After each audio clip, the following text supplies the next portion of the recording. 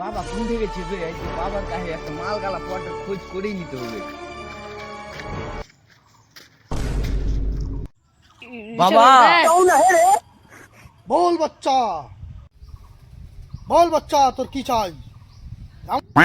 বলছিল বাবা একটা মালের দরকার ছিল, মাল পটাতে হবে একটা। মালের খোঁজ তো হয়ে যাবে। তুই ক টাকা কামাই করিস দিনে, আর কি চাকরি করিস বল আমাকে।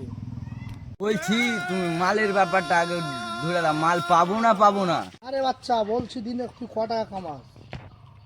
রেল লাইনের চাকরি করি বাবা। দিনে ক টাকা কামাস?